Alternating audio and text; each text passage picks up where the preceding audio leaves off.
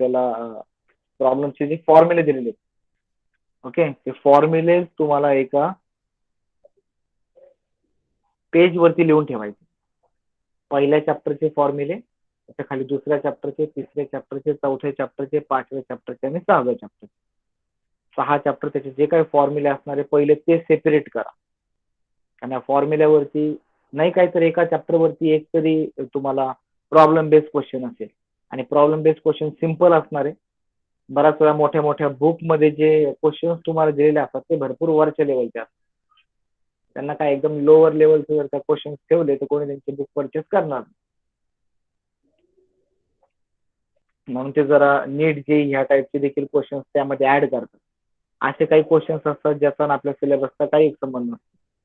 ठीक आहे, फक्त एक दोन गोष्टी आपल्या सिलेबस मधल्या, काहीतरी शब्द आपल्या सिलेबस मधले दिसतात, अदरवाईज त्याचं कॅल्क्युलेशन आपल्या सिलेबस थ्रू निघत नाही. असे क्वेश्चन एमएससी सीईटी ला पडत नाही. जे काही टेक्स्टबुक आहे टेक्स्टबुक ओरिएंटेडच क्वेश्चन सिलेबसला टाकलेले असतात. ठीक आहे, पण मोठ्या मोठ्या बुक मध्ये असे काही क्वेश्चन कमीत कमी जर का त्यांनी टोटल 250 क्वेश्चन दिले असले तर 60-70 क्वेश्चन तरी असे असतात की जे थोडेसे ऑफ द ट्रॅक असतात. सिम्पली असे क्वेश्चन आपल्याला स्किप करायचे. ठीक आहे, आणि थेरीचा जो पार्ट आहे, कन्सेप्टचा जो पार्ट आहे, त्याच्याकडे जरा जास्त लक्ष द्यायचं, कारण त्याच्याशी रिलेटेड क्वेश्चन असतात. बरंच एक दोन प्रॉब्लेमच्या क्वेश्चन साठी आपण तिथे एवढे अडकून पडतो आणि ते किती जरी केलं तरी कमीच वाटतं. बराचसा पेपर एकदम सिंपल क्वेश्चन येऊन जातो, अगदी एखादा फॉर्म्युला वगैरे येतो, त्याचे मार्क आपल्याला भेटून जातात. पण थेरीचे आणि कन्सेप्टचे मार्क आपल्याला मग भेटत नाही, कारण ते आपण रीड केले नाही. तर ह्या गोष्टी थोड्याशा टाळायच्या. ठीक आहे,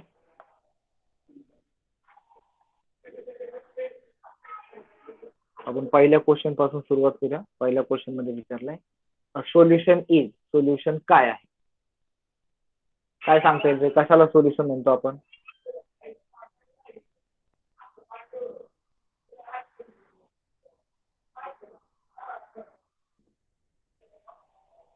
ऍक्च्युली या ठिकाणी जो सोल्युशन बद्दल त्यांनी सांगितलंय हे त्यांनी ट्रू सोल्युशन बद्दल विचारलंय. ट्रू सोल्युशन,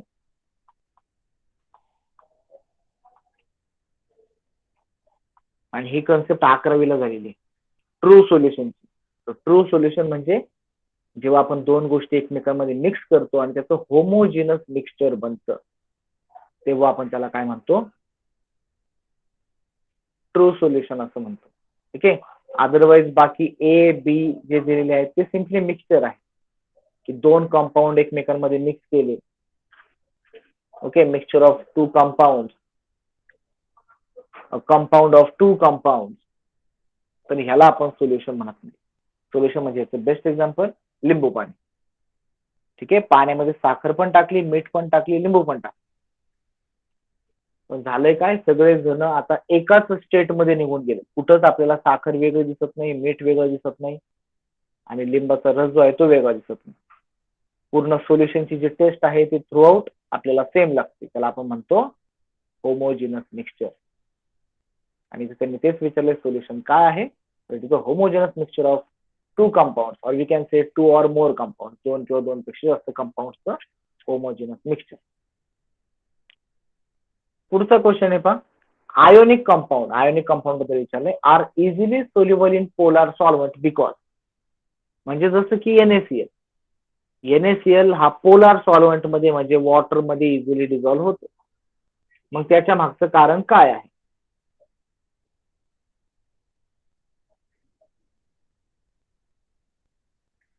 काय सांगता येईल मुलांना.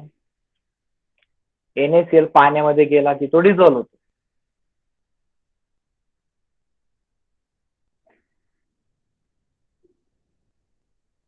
तर पहा याचा आन्सर आहे option D, strong electrostatic force of attraction between ions of crystal and polar solvent molecule. So NaCl पाण्यामध्ये गेल्यानंतर त्यापासून Na+ आणि Cl- असे दोन आयन्स भेटतात हे आपल्याला माहिती. पण ते आयन्स वेगवेगळे राहतात, आपल्याला हे भेटतात हे कशावरून कळालंय, कारण Na+ आणि Cl- हे वेगवेगळे राहत आहेत. परत पाण्यामध्ये गेल्यानंतर ते एकमेकांना जॉईंट होत नाही. जॉईंट का बरं होत नाहीये, तर Na+ च्या भोवती पण वॉटर मॉलिक्युल असतात. वॉटर मॉलिक्युल Na+ ला बॅलन्स करतात आणि Cl मायनसच्या भोवती देखील वॉटर मॉलिक्युल असतो. तो आपल्याला माहिती आहे वॉटरमध्ये काही पॉझिटिव्ह पार्ट असतो, काही निगेटिव्ह पार्ट. वॉटरचा निगेटिव्ह पार्ट Na+ ला बॅलन्स करतो आणि वॉटरचा पॉझिटिव्ह पार्ट Cl मायनस ला बॅलन्स करतो. ठीक आहे. थोडक्यात वॉटरच्या मॉलिक्युल सोबत ह्या आयन्सचं जे अट्रॅक्शन आहे ओके ते जरा स्ट्रॉंग होतंय आणि पॉझिटिव्ह निगेटिव्ह मध्ये जे अट्रॅक्शन असतं त्याला आपण इलेक्ट्रोस्टॅटिक फोर्स म्हणतो. त्या कारणामुळं आपल्याला पाहायला भेटतं की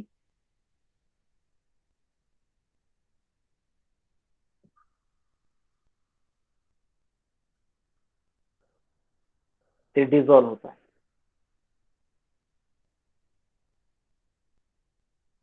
next question number 4. A solid dissolve in water if solid water मध्ये डिझॉल्व्ह केव्हा होतो. तर लक्षात घ्या कोणत्या पण सॉलिडला वॉटर मध्ये डिझॉल्व्ह होण्यासाठी त्याची हायड्रेशन एनर्जी जास्त पाहिजे. हायड्रेशन एनर्जी त्याची काय पाहिजे जास्त पाहिजे. थोडक्यात वॉटर सोबत त्याचा कॉन्टॅक्ट चांगला पाहिजे आणि त्याची जी लॅटाईस एनर्जी आहे ती लॅटाईस एनर्जी कमी पाहिजे.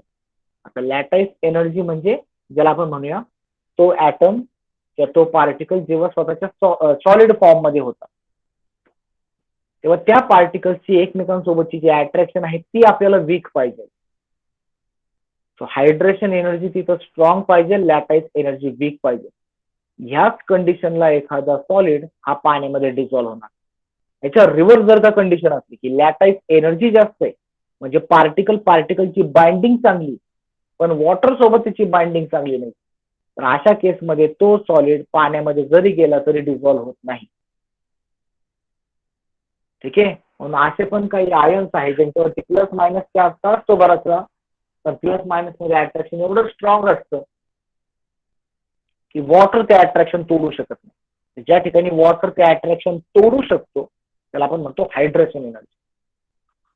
म्हणजेच वॉटर सोबतचा कॉन्टॅक्ट त्याचा कसा पाहिजे स्ट्रॉंग पाहिजे आणि वॉटर सोबतचा कॉन्टॅक्ट जर का स्ट्रॉंग असला तर तो पाण्यामध्ये काय होतो डिझॉल्व्ह होतो, डिसोसिएट होतो. म्हणजे लॅटाईस एनर्जी आपल्याला कमी पाहिजे कोणापेक्षा हायड्रेशन एनर्जीपेक्षा. थोडक्यात हायड्रेशन एनर्जी आपल्याला जास्त पाहिजे आणि याच कंडिशन मध्ये एखादा सॉलिड जो आहे तो काय होतो वॉटर मध्ये डिझॉल्व्ह होतो. सो ऑप्शन बी या ठिकाणी बरोबर आहे. 5th नंबरचा पॉइंट 5th नंबरचा क्वेश्चन पहा. Solubility of gas in liquid.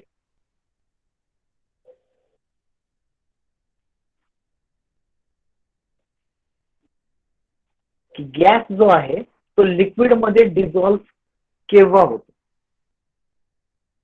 लक्षात घ्या गॅसची जी सोल्युबिलिटी आहे ती लिक्विड सोबत कशी आहे ती प्रेशर सोबत वाढते टेम्परेचर सोबत कमी होते. टेम्परेचर जेवढं कमी असेल तेवढा गॅस त्या लिक्विड मध्ये डिझॉल्व्ह होतो.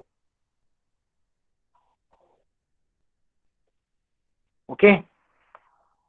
आणि हेच रिझन हे कोल्ड ड्रिंक्सच्या बॉटल वगैरे ज्या आहेत त्या फ्रीज मध्ये ठेवल्या जातात. त्याच्या मागचं कारण काय आहे कारण ह्या थंड टेम्परेचरमुळे कमी टेम्परेचरमुळे त्यामधला गॅस जो आहे तो बाहेर पडत नाही, इव्हॅपोरेट होत नाही. तसंच त्याला प्रेशराईज पण केलं जातं कारण प्रेशर जर का आपण गॅस वरती दिला तर त्याला जबरदस्तीने त्या लिक्विड मध्ये डिझॉल्व्ह व्हावंच लागेल. म्हणून प्रेशर जास्त पाहिजे. प्रेशर काय पाहिजे आपल्याला जास्तीत जास्त पाहिजे, टेम्परेचर कमीत कमी पाहिजे एखाद्या गॅसच्या सोल्युबिलिटीसाठी. सो इन्क्रीज प्रेशर आणि डिक्रीज टेम्परेचर. Option C. आणि 7th नंबरचा क्वेश्चन जो आहे तो 4 नंबरच्या क्वेश्चनला कोरिलेट करतो. The energy that favours dissolution of a solute in water is known as. So एखाद्या सोल्यूटला वॉटर मध्ये डिझॉल्व्ह करण्यासाठी कोणती एनर्जी रिस्पॉन्सिबल आहे. तर येस आपण इथं पाहिलेलं आहे त्याला आपण म्हणतो हायड्रेशन एनर्जी. हायड्रेशन एनर्जी आणि डिझॉल्युशन हे डायरेक्टली प्रपोर्शनल. ठीक आहे. सो इथं मी लिहितोय डिझॉल्युशन is directly proportional to hydration energy. Dissolution आणि हायड्रेशन एनर्जी एकमेकांना काय आहे, डायरेक्टली प्रोपोर्शनल आहे. आता पुढे तुम्हाला विचारलंय की ह्या खालीलपैकी हेनरीचा लॉ कोणता आहे. तर आपल्याला जो हेनरीचा लॉ दिलेला आहे तो एकच लॉ आपल्याला या ठिकाणी दिलेला आहे बुक मध्ये, पण या ठिकाणी जे रिप्रेझेंटेशन आहे सर्वच्या सर्व रिप्रेझेंटेशन बरोबर आहे. ओके, एक्स ए, एक्स म्हणजे त्याला आपण म्हणूया मोल फ्रॅक्शन, आणि मोल फ्रॅक्शन म्हणजे सोल्युबिलिटी. जेवढं मोल फ्रॅक्शन जास्त तेवढी सोल्युबिलिटी जास्त. बुक मध्ये एस ने आपल्याला दिलेलं आहे की प्रेशर जर का वाढलं तर सोल्युबिलिटी वाढते. ठीक आहे, ही कन्सेप्ट आपल्याला दिलेली. प्रेशर वाढला तर काय वाटते, सोल्युबिलिटी वाढते. आणि सोल्युबिलिटी म्हणजेच एक्स. म्हणजे प्रेशर वाढला, मोल फ्रॅक्शन वाढले की प्रेशर पण वाढणार, थोडक्यात सोल्युबिलिटी पण वाढणार. म्हणजे या ठिकाणी हे सर्व जे फॉर्म्युलेज आहेत, आता हे बुक मध्ये नाही पण हे फॉर्म्युलेज तुम्हाला लक्षात ठेवायचे. बऱ्याच वेळा ह्यावरती तुम्हाला क्वेश्चन येऊ शकतात.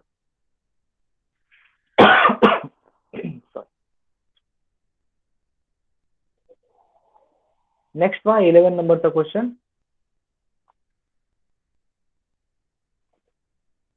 काय झालं 11 नंबरचा question. The law which relate the mass of gas dissolve in liquid. बघा, गॅस डिझॉल्व होतोय लिक्विड मध्ये. Okay, to the pressure of gas at which it is bubbled through the solution is. म्हणजे असा कोणता लॉ आहे जो आपल्याला gas आणि लिक्विडच्या डिझोल्युशन बद्दल सांगतोय.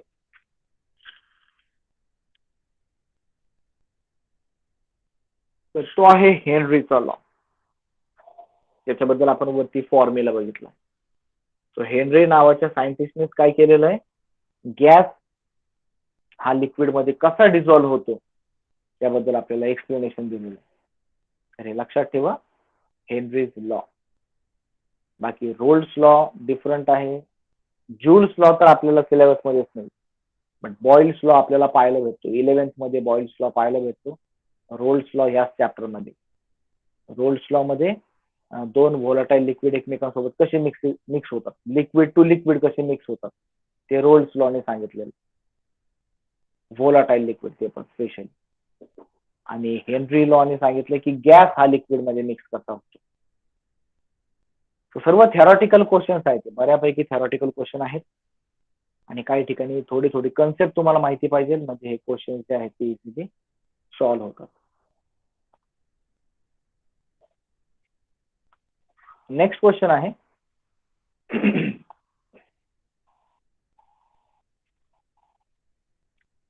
which of the following is correct for the solution showing positive deviation.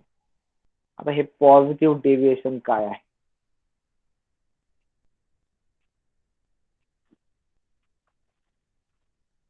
म्हणजे आपण जे एक्सपेक्ट केलेलं आहे, सपोज एक ग्राफ आहे त्यामध्ये आपण असा ग्राफ एक्सपेक्ट केला, पण तो असा न भेटता जर का तो असा वरच्या डायरेक्शनने भेटत असला त्याला आपण म्हणतो पॉझिटिव्ह डेव्हिएशन. ठीक आहे, त्याला आपण काय म्हणतो, पॉझिटिव्ह डेव्हिएशन. आणि हे पॉझिटिव्ह निगेटिव्ह डेव्हिएशनची जी कन्सेप्ट आहे ती आपल्याला ह्या चॅप्टर मध्ये पाहायला भेटते.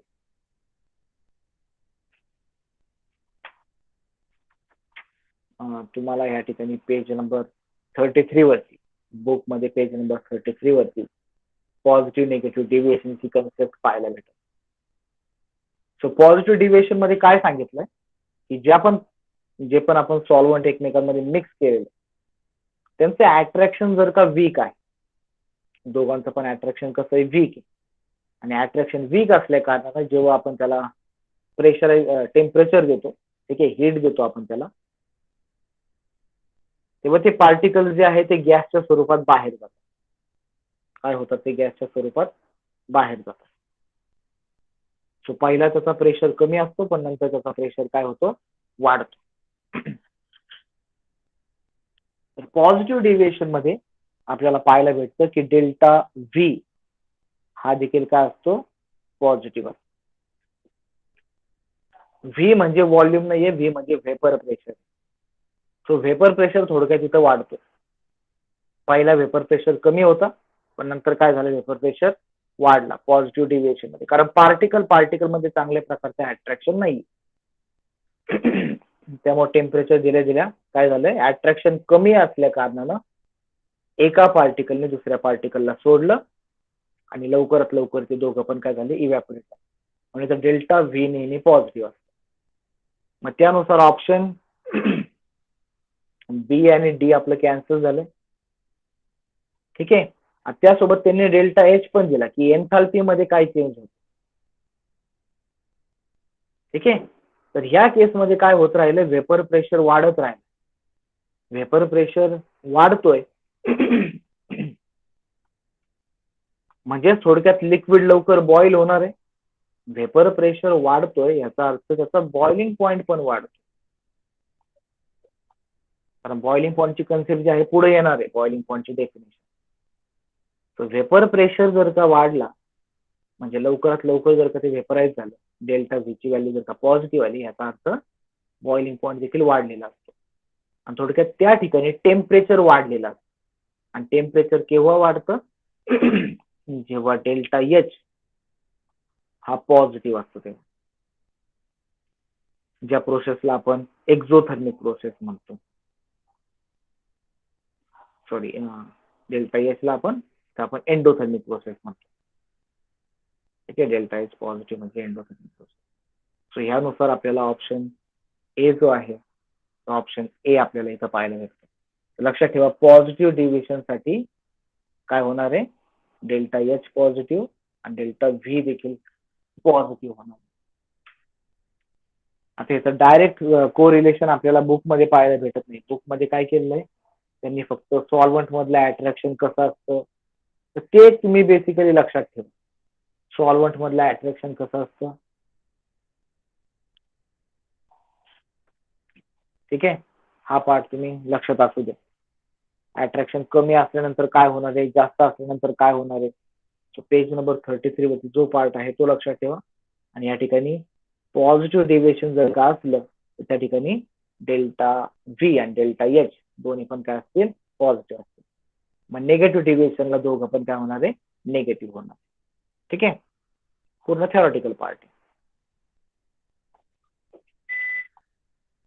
आता पुढची कन्सेप्ट, 13 नंबरचा क्वेश्चन काय दिलंय, 5 ml acetone is mixed with 100 ml of H2O. म्हणजे या ठिकाणी वॉटर जो आहे तो 100 ml आहे आणि ऍसिटोन जो आहे तो 5 ml आहे. कोणी मला सांगाल का रे, ह्यामध्ये सोल्यूट कोण आहे आणि या ठिकाणी सॉल्व्हंट कोण आहे, माहिती का फरक तुम्हाला सोल्यूट सॉल्व्हंट मधला? कशाला सोल्यूट, ऍसिटोन सोल्यूट आहे. ऍसिटोन सोल्यूट जो कमी प्रमाणात असतो तो असतो सोल्यूट, आणि जो जास्त प्रमाणात असतो तो असतो सॉल्व्हंट. मग त्याने इथं काय विचारले पहा, the vapour pressure of water above the solution. तो सोल्युशन जर का तयार केलं, वॉटर 100 ml घेतलं, त्यामध्ये ऍसिटोन 5 ml मिक्स केला, म्हणजे 105 ml चं हे सोल्युशन तयार झालं. त्याला आपण काय करतोय, त्याला बॉईल करण्याचा प्रयत्न करतो. ठीक आहे. आता तुम्हाला माहितीये का रे, या दोघांपैकी बॉईल केल्यानंतर सर्वात पहिल्यांदा बाहेर कोण पडेल, वॉटर बाहेर पडेल की ऍसिटोनचे पार्टिकल्स बाहेर पडतील बॉईल केल्यानंतर, माहितीये? वॉटर आणि ऍसिटोनच्या मिक्सचरला जर का आपण बॉईल करतोय तर सर्वात पहिल्यांदा व्हेपराईज कोण होणार, वॉटर का ऍसिटोन? का बरं? बॉइलिंग पॉइंट वॉटरचा जास्त आहे. वॉटरचा बॉइलिंग पॉईंट जास्त आहे, ऍसिटोनचा कमी. म्हणजेच ऍसिटोनला आपण म्हणतो की तो काय आहे, वोलाटाईल आहे. ठीक आहे. ऍसिटोन वोलाटाईल आहे म्हणजे हीट केल्या केल्या 100 डिग्री सेल्सिअस वॉटरला गरज पडते. ठीक आहे, बॉईल होण्यासाठी 100च्या जवळपास 98-97 पर्यंत. पण ऍसिटोन जो आहे तो अराउंड 56 डिग्री सेल्सिअसला बॉईल होऊन जातो, म्हणजे बाहेर पडून जातो. मग त्यांनी तर विचारलं vapour pressure of water about the solution is. वॉटरचं व्हेपर प्रेशर आणि दुसऱ्यांच्या व्हेपर प्रेशर मध्ये त्यांनी काय कनेक्शन दाखवलंय खाली. तर पुढे सांगितलंय वॉटरचं व्हेपर प्रेशर सोल्युशन मधलं आणि वॉटरचं व्हेपर प्रेशर प्युअर हे इक्वल असणार आहे असं सांगितलं. सो हे इक्वल कधीच नसतं, लक्षात घ्या. प्युअर वॉटरचं व्हेपर प्रेशर आणि वॉटरचं मिक्सचर बनवल्यानंतरचं व्हेपर प्रेशर हे कधीच सेम नसतं. बी पॉइंट दिलाय equal to the vapour pressure of water about the solution is equal to the vapour pressure of solution. तर नाही, व्हेपर प्रेशर ऑफ सोल्युशनला देखील ते इक्वल नसतं. पुढे सांगितलंय less than vapour pressure of pure water. तर yes, pure water पेक्षा त्याचं व्हेपर प्रेशर काय असतं, कमी असतं. ओके, प्युअर वॉटर पेक्षा. म्हणून आपण जी कन्सेप्ट वापरते lowering of vapour pressure. Lowering म्हणजे काय की पहिल्यांदा सॉल्व्हंटचं जे काही व्हेपर प्रेशर आहे तुम्ही नंतर त्याच्यामध्ये सोल्यूट ऍड केल्यावर म्हणजे त्याचं सोल्युशन मध्ये कन्व्हर्जन केल्यानंतर ओरिजिनल पेक्षा त्याचा व्हेपर प्रेशर काय होऊन जातो, व्हेपर प्रेशर त्याचा कमी होऊन जातो. ठीक आहे. सो लक्षात ठेवा की सोल्युशनचा व्हेपर प्रेशर हा कधी पण कमी असतो प्युअर सॉल्व्हंट पेक्षा. कोणापेक्षा? प्युअर सॉल्व्हंट पेक्षा. ही कन्सेप्ट लक्षात असू.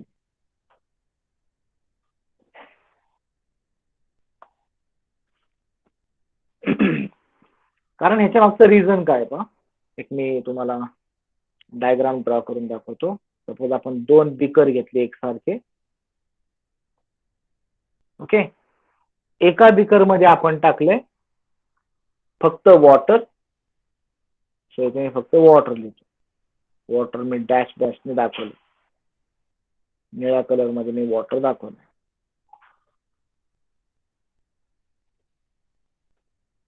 आणि दुसऱ्यामध्ये सो या ठिकाणी प्युअर आहे, प्युअर सॉल्व्हंट. आणि दुसऱ्या ठिकाणी काय केलंय,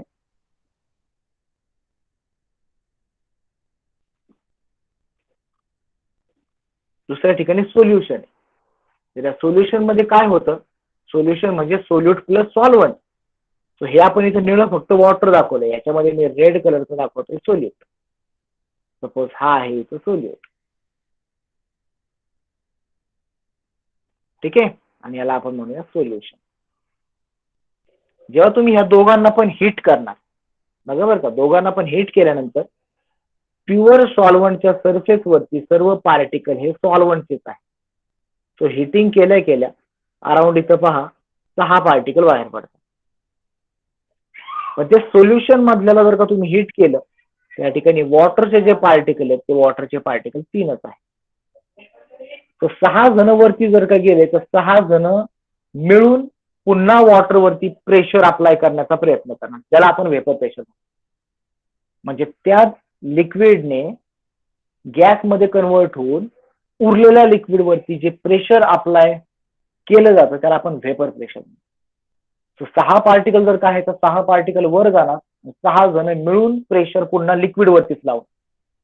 पण सोल्युशन मध्ये काय झालंय, फक्त 3च वर गेले आणि तिघांनी प्रेशर लावलं. सर्वात जास्त प्रेशर कोणाचं असणार आहे, प्युअरचं. कारण 6 जणांचं प्रेशर आहे ना आणि 3 जणांचं प्रेशर कमी असणार आहे. म्हणून या ठिकाणी लक्षात ठेवा सोल्युशनचं व्हेपर प्रेशर कमी असतं आणि प्युअर सॉल्व्हंटचं व्हेपर प्रेशर जास्त असतं. सर्वांना समजली का कन्सेप्ट?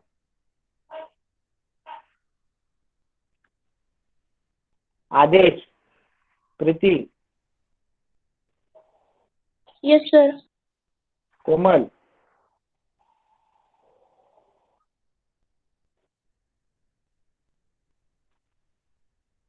कोमल, पौर्णिमा, समजलंय का? हो सर. ठीक आहे. आणि त्या कारणामुळे आपल्याला पाहायला भेटतं की सोल्युशनचं व्हेपर प्रेशर हे कधी पण प्युअर सॉल्व्हंट पेक्षा कमी असतं. नेक्स्ट, पुढचा क्वेश्चन.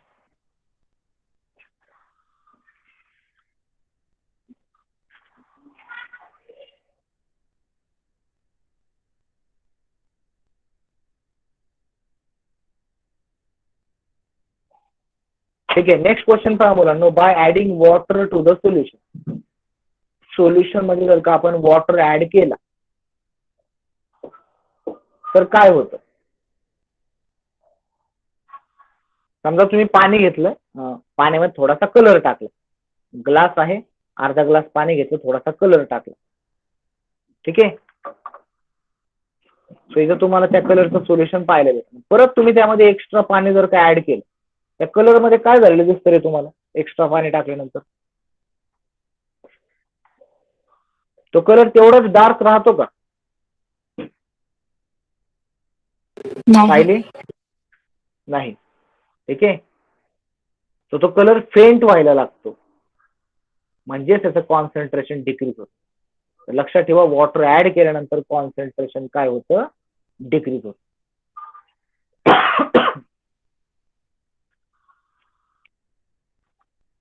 पुढचा question. The vapour pressure of solution is proportional to. सोल्युशनचं व्हेपर प्रेशर कशावरती डिपेंड आहे, कशाशी प्रोपोर्शनल आहे, असं विचारलं.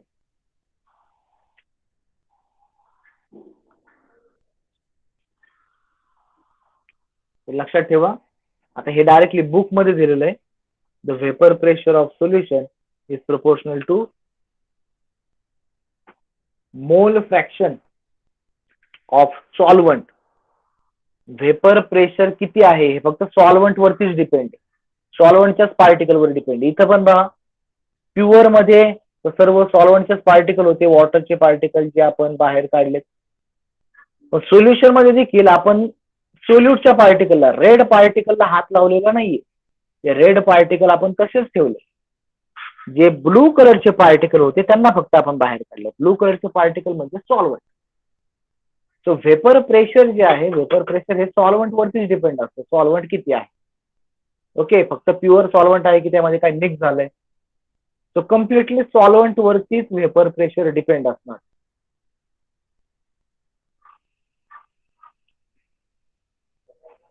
सॉल्वंटचं प्रमाण जेवढं जास्त तेवढं व्हेपर प्रेशर जास्त, सॉल्वंटचं प्रमाण कमी, व्हेपर प्रेशर कमी. पुढे विचारलं relative lowering of vapour pressure in case of dilute solution. आता इथं कंडिशन चेंज केलेली. जर का सोल्युशन डायल्यूट असलं म्हणजे काय केलंय, खूप सारं पाणी ऍड केलंय, अर्धा ग्लास पाणी घेतलं, त्यामध्ये चिमूटभर मीठ टाकलं आणि पूर्ण त्याला एक ग्लास भरवलं.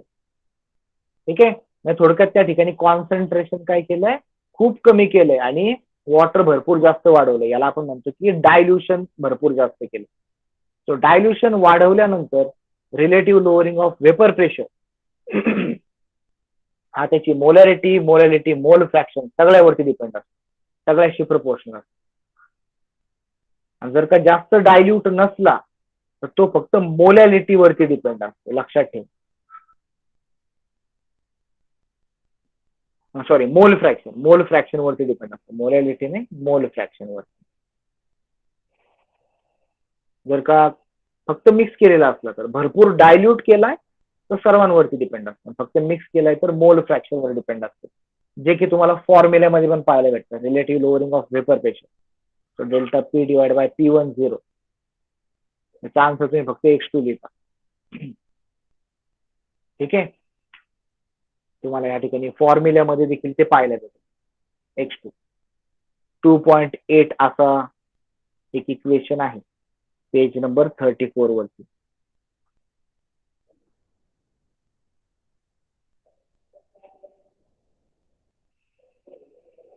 आणि पुढे हेच त्यांनी विचारलंय. हा जो सध्याला मी इथं फॉर्म्युला लिहिला, हाच फॉर्म्युला तुम्हाला विचारला 19 नंबरच्या क्वेश्चन मध्ये. पहा, relative lowering of vapour pressure is ratio between.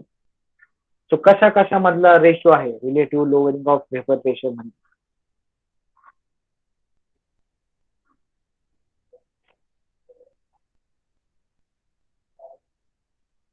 So it is a solute molecule to the total molecules in the solution. Solute molecule किती आहे आणि टोटल मॉलिक्युल किती आहे, त्यांच्या मधला रेशो म्हणजे आपल्याला पाहायला भेटतो व्हेपर प्रेशर लोअरिंग मधला रेशो. तर हे देखील लक्षात असू द्या. हा जो पार्ट आहे इथपर्यंत कम्प्लिटली थेरॉटिकल. जर का आपण थेरी पार्ट पूर्ण रीड केलेला आहे, तर आपल्याला हे सर्व काही येऊन जातं.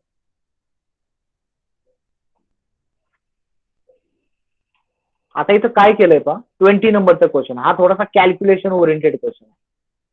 12 ग्रॅम युरिया घेतला, 12 ग्रॅम युरिया, आणि तो 1 लिटर वॉटर मध्ये डिझॉल्व्ह केला. तसंच 68 ग्रॅम सुक्रोज घेतला आणि तो पण 1 लिटर मध्ये डिझॉल्व्ह केला. त्यांनी विचारलं की लोअरिंग ऑफ व्हेपर प्रेशर कोणाची जास्त असेल, कोणाची कमी असेल, हे तुम्हाला विचार. तर इथं ग्रॅमचं कन्व्हर्जन सिम्पली मोल मध्ये करा. युरिया जो आहे, युरिया 12 ग्रॅम घेतलाय आणि युरियाचं मॉलिक्युलर मास असतं 60, सो 1/5 एवढा आपल्याला नंबर ऑफ मोल्स पाहायला भेटतात युरियाचे. असा सुक्रोज घेतलाय 68 ग्रॅम आणि सुक्रोजचं जे मॉलिक्युलर मास आहे ते आहे 342 ग्रॅम.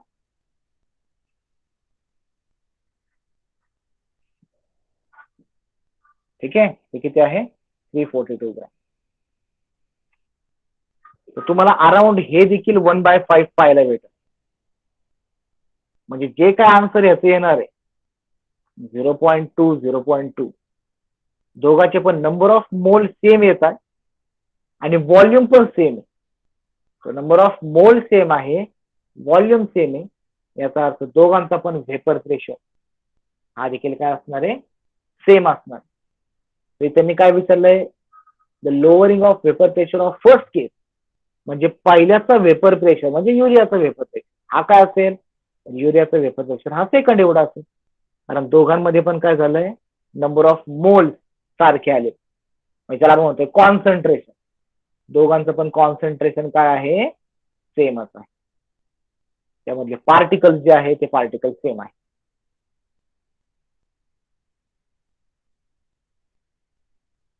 ठीक आहे, म्हणून त्याचा जो लोअरिंग ऑफ व्हेपर प्रेशर आहे तो लोअरिंग ऑफ व्हेपर प्रेशर देखील काय होतोय, सेम होतो. आता 29 नंबरचा क्वेश्चन पाहिजे. काय सांगितलंय, if molecular interaction of 2 different liquid, बघा बरं का, 2 डिफरंट लिक्विड, 2 वेगवेगळ्या लिक्विडचं मॉलिक्युलर इंटरॅक्शन कसं आहे, स्ट्रॉंग आहे, स्ट्रॉंग. लक्षात घ्या, मॉलिक्युलर इंटरॅक्शन हे जर का स्ट्रॉंग असलं, ओके, त्याला आपण म्हणतो नेगेटिव्ह डेव्हिएशन. कारण त्या दोघांमधलं इंटरॅक्शन एवढं स्ट्रॉंग आहे की लवकर जरी आपण त्याला हिट करण्याचा प्रयत्न केला तर ते दोघं एकमेकांना सोडणार नाही. आणि हेच मॉलिक्युलर इंटरॅक्शन जेव्हा वीक होऊन जातं त्याला आपण म्हणतो पॉझिटिव्ह डेव्हिएशन. त्याला आपण काय म्हणतो, पॉझिटिव्ह डेव्हिएशन. तर सध्याला या ठिकाणी आपल्याला निगेटिव्ह डेव्हिएशन पाहायला भेटतं. याचा आन्सर असणार आहे ऑप्शन बी. मॉलिक्युलर इंटरॅक्शन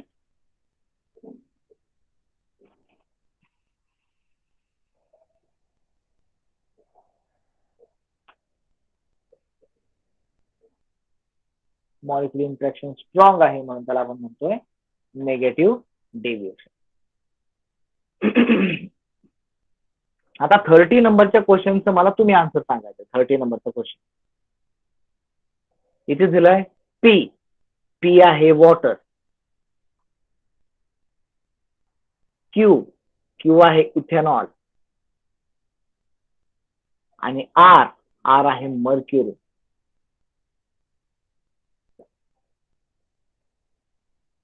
तर रूम टेम्परेचर मध्ये व्हेपर प्रेशर कोणाचा जास्त असतो, म्हणजे कोण लवकर व्हेपराइज होईल,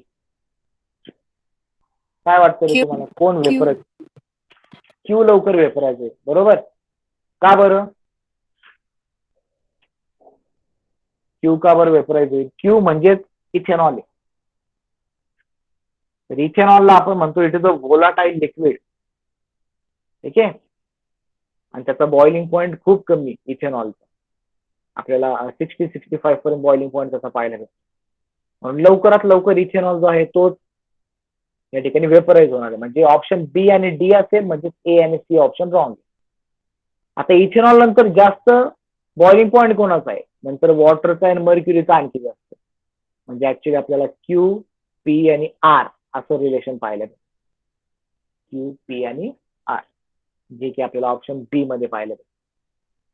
सो मर्क्युरी जो आहे तो लवकरात लवकर बॉईल होणार नाही. ठीक आहे. तो काय लगेच बॉईल होणं म्हणजे या ठिकाणी व्हेपर प्रेशर त्यांनी सांगितलं, म्हणजे काय झालं पाहिजे की तो लिक्विड गॅसमध्ये कन्वर्ट झाला पाहिजे. 100 डिग्री सेल्सिअसला वॉटर गॅसमध्ये कन्वर्ट होतो, पण मर्क्युरी गॅसमध्ये कन्वर्ट नाही होत. त्याच कारणामुळे आपण मर्क्युरी काय करतो, थर्मामीटर मध्ये यूज करतो.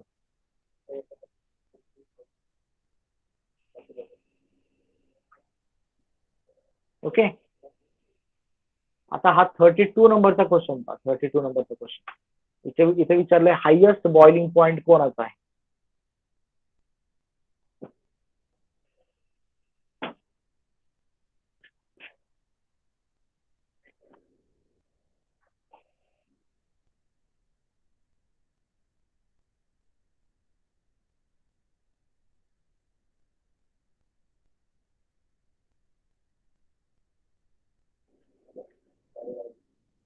पहा मुलांनो, या ठिकाणी विचारलंय हायएस्ट बॉइलिंग पॉईंट कोणाचा असणार? 32 नंबरचा क्वेश्चन. तर पहा, हायएस्ट बॉइलिंग पॉईंट ज्याला आपण म्हणतो इलेव्हेशन ऑफ बॉइलिंग पॉईंट. लक्षात घ्या, इलेव्हेशन ऑफ बॉइलिंग पॉईंट हे डिपेंड आहे नंबर ऑफ पार्टिकल्स वरती. सो पार्टिकल्स जेवढे जास्त तेवढं इलेव्हेशन जास्त. ओके. आणि लक्षात ठेवा, हे जे इलेव्हेशन आहे हे आपल्याला इलेक्ट्रोलाइट मध्येच पाहायला भेटतं. कशामध्ये पाहायला भेटते आपल्याला? इलेक्ट्रोलाइट मध्ये. ग्लुकोज आणि सुक्रोज हे इलेक्ट्रोलाइट नाहीये. इलेक्ट्रोलाइट म्हणजे काय? जे पाण्यामध्ये गेल्यानंतर Na+Cl- देतात, त्यांना आपण इलेक्ट्रोलाइट. ठीक आहे. सो ग्लुकोज आणि सुक्रोज हे पाण्यामध्ये गेल्यानंतर प्लस मायनस चार्ज देत नाही, म्हणून हे वॉटरचा बॉइलिंग पॉईंट वाढवू शकत नाही जरी ऍड केले तर. पण NaCl आणि CaCl2 दोघं देखील काय करू शकतात? वॉटरचा बॉइलिंग पॉईंट वाढवू शकतात. आणि त्यातल्या त्यात पहा, NaCl जर का पाण्यामध्ये गेला तर तो Na+ आणि Cl- असे दोनच आयन देतो. पण कॅल्शियम क्लोराईड जर का पाण्यात गेला तर तो कॅल्शियम 2+ आणि 2 Cl- म्हणजे असे टोटल 3 पार्टिकल देतो. मी तुम्हाला सांगितलं, नंबर ऑफ पार्टिकल जेवढे जास्त तेवढा बॉइलिंग पॉईंट जास्त. म्हणजे बॉइलिंग पॉईंट या ठिकाणी जास्त कोणाचा असणार? Option D. याचा बॉइलिंग पॉईंट सर्वात जास्त असणार.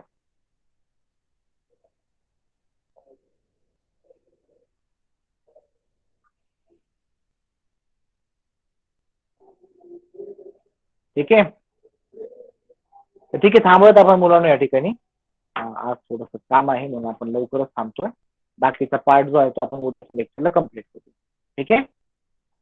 कोणाला काय डाऊट आहे का यामध्ये? सायली, पौर्णिमा, नो सर. सांगितलेला कॉन्सेप्ट लक्षात आल्या सर्वांच्या? हो सर. ठीक आहे. थांबूयात आपण, बाकीचा पार्ट उद्या कंटिन्यू करू. Thanks for joining. Bye bye. See you tomorrow at the same time.